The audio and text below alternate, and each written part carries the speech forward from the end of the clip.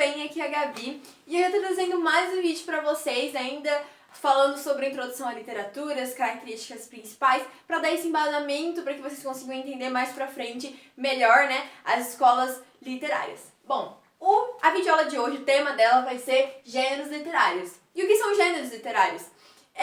Quando você produz uma obra, ela pode ser classificada de acordo com o conteúdo que ela apresenta, o que ela vai falar, a forma que ela vai falar, e os gêneros literários servem justamente para isso, classificar as obras de acordo com o conteúdo que elas apresentam. E quem fez a primeira classificação de obra pra gente foi lá na Antiguidade Clássica, foi o Aristóteles.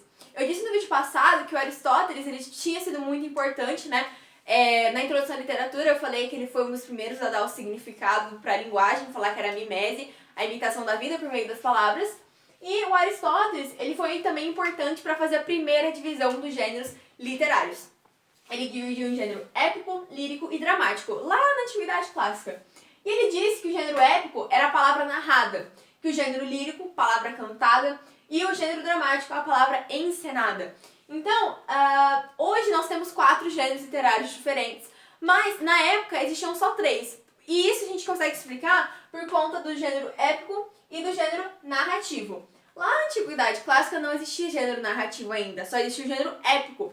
E mais pra frente a gente fala que o gênero narrativo, ele foi como um filho do gênero épico, né? Então, ele tem pontos em comuns, mas cada um tem também suas particularidades. Então, vamos começar justamente por esses 2 gêneros. E é muito legal essa associação que o Aristóteles fez. Eu acho que ajuda bastante a entender, né? Pegar de uma maneira mais geral as características de cada gênero literário. Bom, o gênero épico e o gênero narrativo, eles têm 2 pontos em comum. Ambos os gêneros vão ter um narrador, então ambos vão apresentar a figura de um narrador e ambos vão contar uma história. Então, nisso, eles são iguais. Porém, no gênero épico, o narrador ele vai narrar em terceira pessoa. E a história que o gênero épico vai contar vão ser histórias de nações em que o herói representa o povo. Exemplos: os Lusíadas, de Camões. O Lusíadas vai contar a história de Portugal, os feitos de Portugal, mas a personagem principal é o Vasco da Gama, o herói. E esse herói, ele vai passar por diversos problemas. E principalmente problemas de seres superiores, como por exemplo deuses, monstros. E ele vai ter que passar, ele vai ter que enfrentar. E o Vasco da Gama, ele não tá lá pra falar que ele é forte, ele não tá lá pra falar que ele é foda. Ele tá lá pra representar o povo de Portugal. Então é um herói que, embora ele seja único, ele representa aí uma população, ele representa um povo. Assim como Ilíada e Odisseia, que conta a história da Guerra de Troia. Então, o herói ele vai ter que passar por diversos problemas com os deuses, né? E vai também ter a questão muito da mitologia grega presente, né? Então, isso a gente chama de epopeia, que é quando o herói ele passa por um problema em relação aos deuses, né? E ele faz feitos que a gente chama de heróicos, né? Ele é bravo, ele é exaltado, tem uma exaltação do herói. E existe também muito a questão no começo dos textos épicos, o narrador ele pede inspiração às musas, ele pede inspiração para que ele consiga contar a história da melhor maneira possível. E o gênero épico, ele traz histórias verdadeiras, mas de uma maneira fantasiosa. Ele vai trazer histórias, por exemplo, da Guerra de Troia. A Guerra de Troia aconteceu, mas trazendo de uma maneira fantasiosa, trazendo de uma maneira dos deuses, assim como os Lusíadas. A história de Portugal aconteceu, mas ele fantasia, né? Ele exalta, ele coloca fatores que vão deixar o herói ainda mais forte, ainda mais bravo.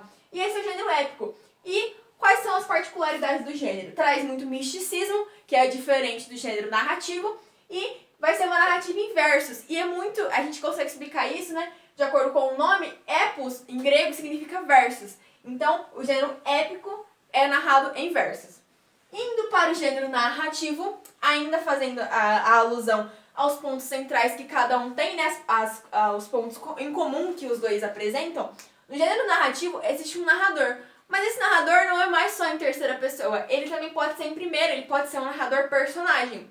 Só que o gênero narrativo, diferente do gênero épico, né? Quando a gente pensa em uma coisa épica, a gente pensa em uma coisa grandiosa. O gênero narrativo, a própria palavra diz, narra. Mas não vai narrar uma coisa grande, uma coisa, né, de um herói bravo que enfrenta os deuses. O gênero narrativo, ele conta uma história comum do homem individualizado. que quando eu falo que o homem ele é individualizado, faz esse contraponto ao herói que representava um povo. Mas esse homem que ele é individualizado, ele vai representar a ele mesmo, ele vai representar a visão dele, como ele vai se colocar dentro da história que é narrada. Então, ambos os gêneros, eles contam histórias. O gênero épico conta uma história mística, uma história fantasiosa de uma nação, né, que são as epopeias, que tem o herói forte, o herói bravo. E o gênero narrativo, ele vai contar uma história comum. Então, as crônicas, elas contam histórias do cotidiano. Elas contam histórias que acontecem no nosso dia a dia. Então, não é uma história que vai envolver o Poseidon, que vai envolver Hades. É uma história que vai envolver uma pessoa. Vai envolver personagens, né? E o ponto que difere aqui da questão dos versos, o gênero narrativo, ele é escrito em prosa. Exemplos, fábula, conto, crônica. E quais são os elementos do gênero narrativo? Existe o narrador, que agora ele pode ser em primeira ou em terceira pessoa. Existem as personagens, que elas podem ser primárias ou secundárias, né? Principais ou secundárias. Existe o espaço, então existe um espaço, assim também como no gênero épico, existe um espaço. Mas é que o gênero dentro do narrativo vai ser um espaço mais comum, né? E vai ser um espaço que não vai estar contando, né? Então não vai... O gênero épico trabalha com os mares, trabalha com as nações. O gênero narrativo, ele trabalha mais com coisas mais cotidianas, né? E existe um tempo, ou seja, existe uma periodicidade dentro da história, né? Então fala manhã, tarde, noite, um mês, uma semana. E existe um enredo, situação inicial, conflito, clímax e desfecho da história. Então, essa é a diferenciação. Lembrando que o gênero épico, ele que levou ao surgimento do gênero narrativo. Hoje em dia não existe mais essa questão de, eu vou contar a história de um país por meio de versos. Ilíada e Odisseia e os Lusíadas são marcos, assim, porque, por exemplo, os Lusíadas, o Camões, ele fez o soneto, é um soneto decassílabo perfeito, né? Então, a gente fala que é uma obra de arte justamente por conta da estrutura, porque é tudo perfeitinho, é tudo metrificado. E existe uma curiosidade que quando o Camões naufragou o navio que tava ele, a mulher e a obra, ele teve que escolher entre a mulher e a obra, né? E se a gente tem hoje a possibilidade de conseguir ler os Lusíadas é porque algo de errado não deu certo. Mas a gente tem aí esse presente na nossa literatura portuguesa, mas infelizmente ele teve que escolher entre a mulher e a obra. É uma curiosidade, eu não sei se é verdade, mas as pessoas dizem isso, né? Bom, o próximo gênero literário que eu vou falar é o gênero lírico. A gente pode fazer uma associação. Por que ele chama gênero lírico? Porque quando as pessoas iam recitar essas obras, né, elas usavam a lira. Por quê? O gênero lírico é a poesia, é o poema. Então a gente fala que o gênero lírico é o trabalha a musicalidade das palavras, trabalha as rimas, né? Então, por exemplo, a poesia, ela trabalha, tem os versos que são as rimas paralelas, né? E os sonetos. E hoje em dia, os poemas, eles nem sempre têm rima, eles têm os versos livres, às vezes tem os versos em branco, né? Mas, de uma maneira geral, existe um eu lírico, que ele narra em primeira pessoa, e justamente para ele narrar em primeira pessoa, ele tá contando seus sentimentos e visões. Diferente do narrador, que o narrador ele vai contar uma história, o eu lírico não vai contar uma história, o eu lírico vai falar daquilo que ele tá sentindo, o sentimento dele. E pode ser narrado em verso ou em prosa. As pessoas geralmente associam muito o gênero lírico aos versos. E não tá errado, né? Porque grande parte da manifestação lírica a gente entende como poesia e poema. Mas se tiver um eu lírico, ou seja, ele tá narrando em primeira pessoa, ele tá contando o sentimento dele e não tá contando uma história, então não vai ter um tempo, não vai ter um espaço, não vai ter enredo, não vai ter personagens, ele tá falando da visão dele de mundo, ele tá falando dos sentimentos, né? Então a gente classifica como um gênero lírico. E é um gênero que vai ter a linguagem subjetiva, vai ter uma linguagem que apresenta mais de uma interpretação, uma linguagem poética, né? Então o gênero lírico é poesia, é poema, é soneto, é essa construção que traz muita musicalidade das palavras, traz o eu lírico, que se difere do narrador, é muito importante fazer essa diferenciação. Vai narrar em primeira pessoa, tem uma linguagem subjetiva, ele vai trazer pra gente essa também questão da musicalidade das palavras e dá pra associar isso com o instrumento, né, musical, a lira, que eles utilizavam para recitar o poema, porque a construção das palavras, elas eram usadas de maneira justamente para dar um ritmo, para dar uma musicalidade. É por isso que a música, geralmente, ela rima, porque isso traz um breguedei, entendeu? Um ritmo.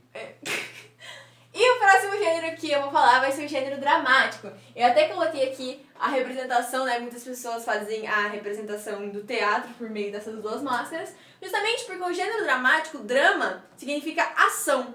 Então, a gente, assim como Aristóteles disse que o gênero dramático era a palavra encenada, então é um texto teatral, né? Que ele é feito de diálogos entre as personagens.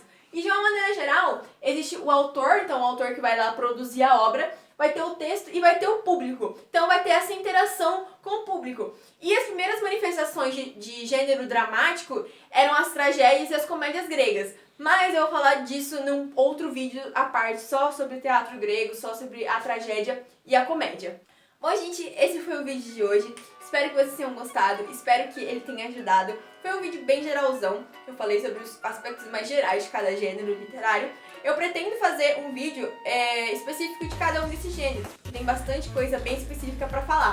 Mas por hora, espero que esse vídeo ajude você a suprir as suas dúvidas. Qualquer dúvida pode deixar nos comentários, pode me mandar também direct no Instagram, que vai estar aqui na tela pra você me seguir em algum lugar. Pode, por favor, curtam o vídeo, se inscrevam no canal e eu espero ter ajudado vocês mais uma vez. É isso, um beijo e tchau!